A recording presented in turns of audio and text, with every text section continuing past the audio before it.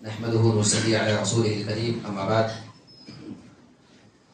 أعوذ بالله من الشيطان الرجيم بسم الله الرحمن الرحيم سبحان الذي أسرى بعبده ليلا من المسجد الحرام إلى المسجد الأقصى الذي باركنا حوله لنريه من آياتنا. آج آپ کے سامنے 15ویں پارے کی چند آیتوں کی وضاحت کی جائے گی. پارے کے شروع میں اللہ رب العالمین نے اسراء اور معراج کے واقعے کا ذکر کیا ہے. یہ واقعہ جو پیش آیا یہ ایک معجزہ تھا. اللہ رب العالمین نے اپنے نبی کو پہلے مکہ سے بیت المقدس مسجد اقصی کا سفر کرایا اور پھر وہاں سے آسمانوں کا سفر کرایا. اللہ تعالیٰ فرماتا ہے سبحان الذی اسری بعبدہ لیلا من المسجد الحرام الی المسجد الاقصی. پاک ہے وہ ذات جس نے اپنے بندے کو جو لے گیا اپنے بندے کو راتوں رات مسجد حرام سے مسجد اقصی تک. یہاں اللہ تعالیٰ نے لفظ سبحان کا ذکر کیا ہے, یعنی پاک ہے اللہ تعالیٰ. یہاں پہ اللہ کی پاکی بیان کی گئی ہے. یہ اصل میں اس ٹائم پہ یہ لفظ استعمال ہوتا ہے جب کسی عظیم کام کو بیان کرنا ہو. تو کیونکہ یہ جو سفر تھا یہ بہت ہی عظیم سفر تھا, بہت ہی بڑا سفر تھا اور یہ ایک بہت بڑا معجزہ ہے, لہٰذا اللہ رب العالمین نے اس کو لفظ سبحانہ کے ساتھ اس کی شروعات کی ہے. اللہ فرماتا ہے اسری بعبدہ, راتوں رات لے گیا وہ اپنے بندے کو. اسرا کہتے ہیں کہ رات میں لے کر کے جانا. پھر اللہ تعالیٰ نے وہاں لیلن کا ذکر کر دیا. لیلن مانے رات. لیلن اس لیے لایا گیا ہے تاکہ یہ پتا چل سکے کہ یہ سفر پوری رات میں نہیں تھا بلکہ رات کے تھوڑے سے حصے میں یہ سفر انجام پایا تھا. تھوڑے سے حصے میں, بڑا مختصر سا یہ وقت تھا جس میں یہ پورا کا پورا سفر ہو گیا تھا, اور یہ اسی بنا پہ بہت بڑا معجزہ ہے. اللہ فرماتا ہے بعبدہ, اپنے بندے کو لے کر کے گیا. برسولہ نہیں کہا اللہ نے. اس سے پتا چلتا ہے کہ اللہ رب العالمین نے جب بات یہاں کی ہے تو نبی کی عبدیت کا ذکر کیا ہے, یعنی وہ میرا نبی بندہ ہے.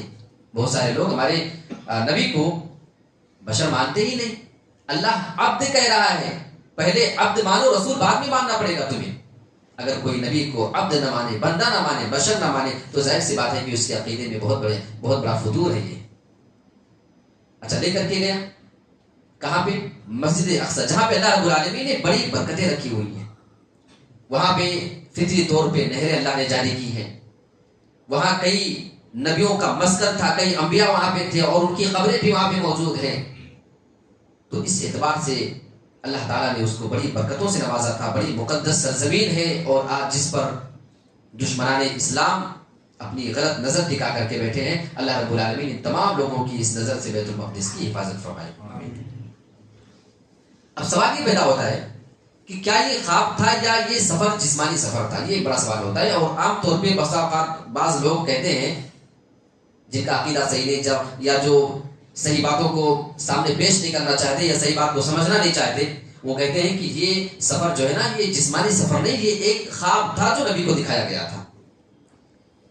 اگر یہ خواب ہوتا تو مکہ کے کافروں کو اللہ کے نبی صلی اللہ علیہ وسلم نے جب صبح بتایا کہ میں نے راتوں رات سفر کیا مکہ سے بیت المقدس کا, جو کہ فلسطین میں ملک شام کے اندر واقع ہے, اور پھر وہاں سے آسمانوں کا سفر کیا, اگر یہ خواب ہوتا تو کافر اعتراض کیوں کرتے؟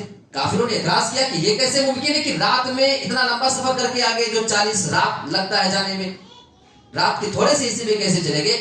ان کا اعتراض یہ بتاتا ہے کہ یہ کوئی خواب نہیں تھا, یہ جسمانی سفر تھا. اللہ کے نبی نے جسمانی سفر کی بات کی تھی کہ میں گیا ہوں, جبھی تو اعتراض کر رہے تھے. ورنہ اگر نبی کہتے میں نے خواب دیکھا ہے تو خواب میں اعتراض کی کیا ضرورت؟ خواب تو کوئی بھی دیکھ سکتا ہے. تو اس سے پتا چلا وہ جسمانی سفر تھا, کوئی خواب نہیں تھا یا کوئی روحانی سفر نہیں تھا, بلکہ اللہ کے نبی مکمل پورے جسم کے ساتھ وہ اللہ کے نبی نے وہ سفر کیا تھا. تو یہ عقیدہ آپ سمجھ لیجیے. اب ایک بڑا سوال ہے کہ اللہ تعالیٰ نے اپنے نبی کو جب یہ سفر کرایا تو سفر سیدھا آسمان کا مکہ سے ہی کیوں نہیں کرا دیا؟ سوال سمجھ آ رہا ہے؟ کیا ضرورت تھی پہلے یہاں سے بیت المقدس لے کر کے جانا, پھر وہاں سے آسمان کا سفر کرانا؟ اس میں بہت بڑی حکمت تھی کہ جب اللہ کے نبی صلی اللہ علیہ وسلم صبح اٹھ کر کے بتائیں گے کہ میں نے سفر کیا ہے تو ظاہر سی بات ہے کہ مکہ کے کافر اعتراض کریں گے، وہ سوال کریں گے، پروف مانگیں گے، دلیل مانگیں گے. تو اگر سیدھا آسمان کا سفر کرا دیا گیا ہوتا تو وہ کس چیز کے بارے میں سوال کرتے؟ کیونکہ آسمان کی حالت تو وہ جانتے نہیں کہ کچھ سوال کرے وہاں کیا کیسا تھا. پہلے بیت المقدس کا سفر کرایا گیا کیونکہ یہ تجارت اور بزنس کی غرض سے ملک شام جایا کرتے تھے. بات سمجھ آ رہی ہے؟ وہاں وہ جا چکے تھے. لہٰذا جب اللہ کے نبی صلی اللہ علیہ وسلم نے انہیں بتایا کہ میں نے رات میں سفر کیا ہے تو ان لوگوں نے اللہ کے نبی سے سوال کیا بھی کہ اچھا اگر سفر کر کے آئے ہی ہو تو ذرا بتاؤ وہاں کتنے دروازے ہیں اور پھر بیت المقدس میں کتنی کھڑکیاں ہیں، کیا کیسے کتنے ستون، یہ چیز ہم کو بتاؤ اگر تم واقعی سفر کر کے آئے ہو. اور اللہ کے نبی کہتے ہیں میں بڑا پریشان ہو گیا اور اس ٹائم پہ اگر میں جواب نہیں دے سکا تو میں جھوٹا ثابت ہو جاؤں گا، اور اگر میں جھوٹا ثابت ہو گیا تو پورا دین جھوٹا ثابت ہو جائے گا. اب بھائی میں یہاں آیا ہوں، اب میں یہاں کتنے دن تک دیتا ہوں، کوئی پوچھتے کتنی چٹائی بچھی ہے، کتنے کلر کی ہے، کتنی کھڑکیاں ہیں، کتنے پنکھے، کتنی لائٹیں، مجھے کیا معلوم، سچ میں نہیں معلوم ہے. کیونکہ انسان جس کام سے آتا ہے وہ کام کر کے چلا جاتا ہے. بات سمجھ آ رہی ہے؟ تو اللہ کے نبی کا وہ سفر اس مقصد سے تھوڑی تھا کہ وہاں کی کھڑکی دروازے آپ کو گننا تھا بھائی، لہٰذا اللہ کے نبی کو نہیں معلوم تھا. لیکن کیونکہ جھوٹے ثابت ہو جاتے اگر وہ جواب نہ دے سکتے، انہیں تو موقع مل جاتا نا کہ تم نہیں گئے تھے، جھوٹ بول رہے ہو. اللہ کے نبی فرماتے ہیں خانہ کعبہ کے پاس وہ مجھ سے سوال کر رہے تھے، جب یہ سوال کرتے جا رہے تھے اللہ تعالیٰ نے اس کی پوری تصویر میرے سامنے خانہ کعبہ کی دیوار پہ لا کر کے پیش کر دی. وہ سوال پوچھتے جاتے میں دیکھ کر کے جواب دیتے جاتا تھا. بہت سال پہلے جب ٹیکنالوجی ذرا اتنی آگے نہیں تھی تو لوگ اس حدیث پر بھی اعتراض کرتے تھے کہ اچھا یہ کیسے ممکن ہے کہ کسی دیوار پہ کہیں کی تصویر آ کر کے پوری دکھ جائے.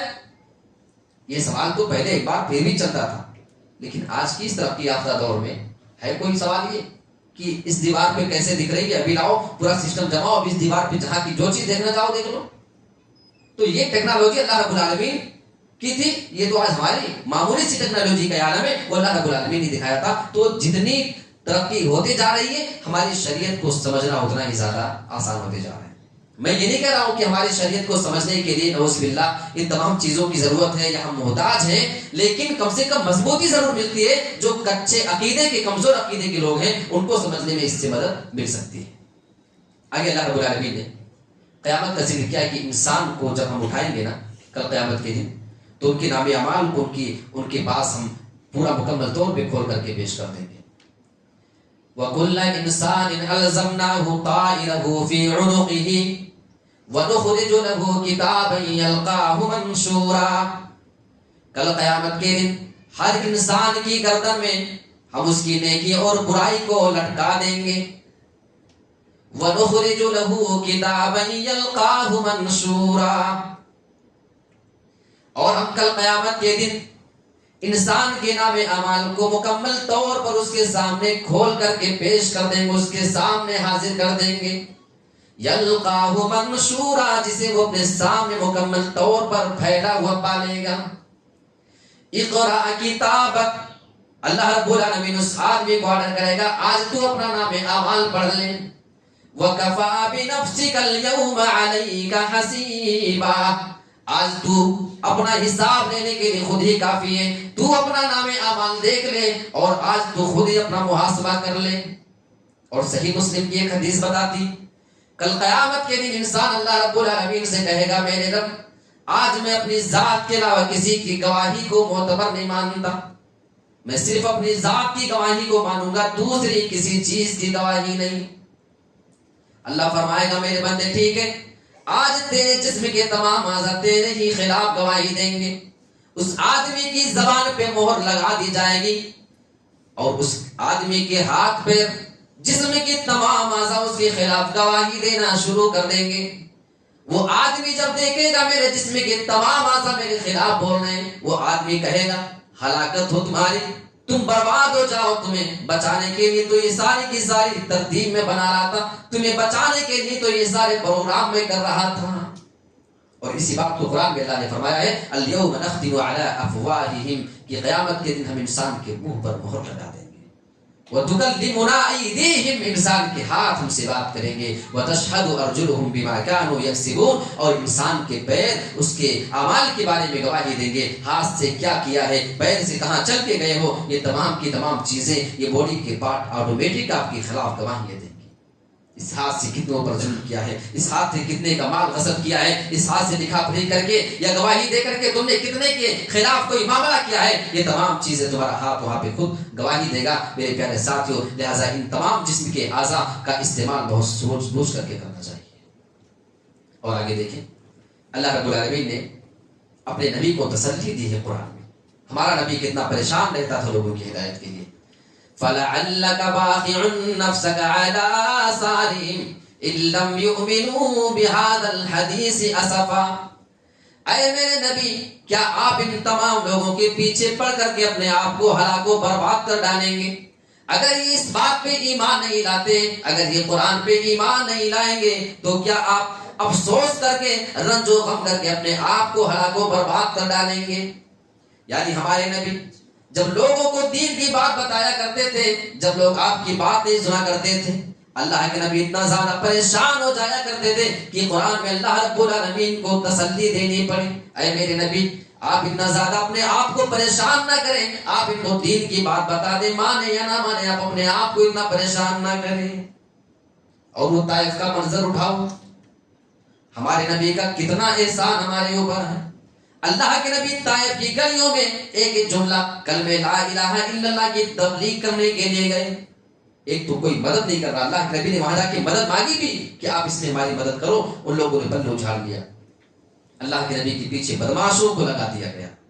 جب اللہ کے نبی واپس آ رہے ہیں، آپ کے پیچھے بدماش لگ گئے، پتھروں سے اتنا زیادہ مارا کہ اللہ کے نبی کی پورے جسم سے خون نکل کر کے آپ کے جوتے میں جمع ہو گیا۔ اللہ کے نبی بے ہوش ہوئے، سب یہ واقعہ جانتے ہیں، لیکن اس ٹائم پہ جب فرشتہ آپ کی مدد میں آیا تھا اور اس نے کہا تھا کہ یہ پہاڑوں کا فرشتہ اس وقت موجود ہے، اگر آپ آرڈر کر دیں تو ان طائف کی بستی کو اسی پہاڑی کے بیچ میں رکھ کر کے پیس دیا جائے، میرے نبی کی زبان سے اس ٹائم پہ جو جملہ تھا وہ بڑا تاریخی جملہ تھا۔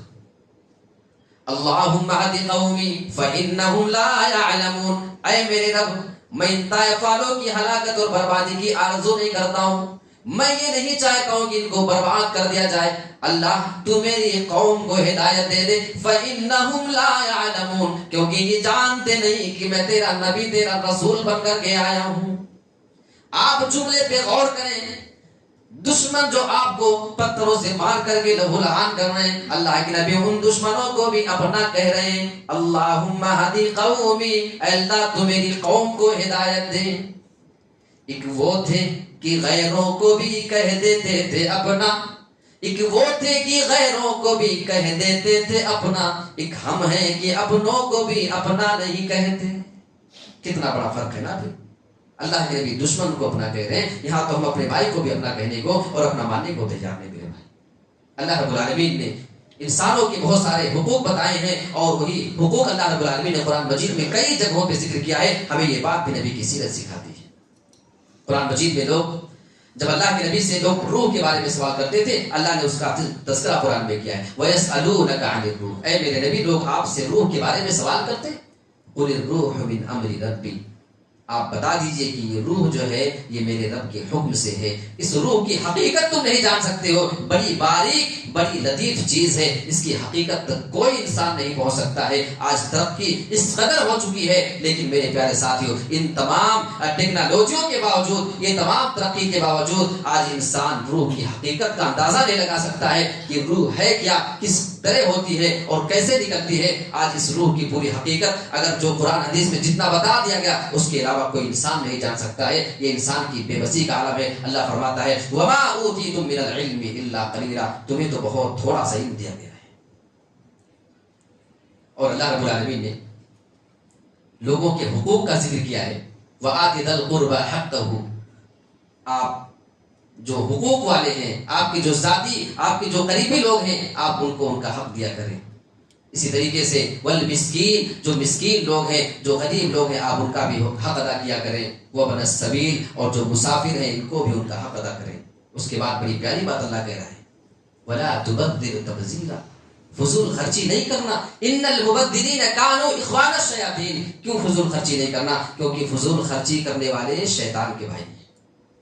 اب آپ ذرا اس آیت پہ غور کریں، اللہ تعالیٰ نے پہلے کہا کہ اپنے رشتہ داروں کو ان کا حق دو، جو تمہارے قریبی لوگ ہیں، اور مسافر اور مسکین ان کو ان کا حق دو۔ یہ بیان کرنے کے بعد اللہ نے کیوں کہا کہ فضول خرچی مت کیا کرو؟ جانتے ہو؟ اس لیے کہ جو چیز تم فضول خرچی کرنے والے ہو، بے وجہ کا خرچہ جو کرنے والے ہو نا، اس کو بچا کے جو بچ جائے وہ ان لوگوں کو دے دیا کرو. تبھی تو اس کے ساتھ اللہ نے ذکر کیا ہے.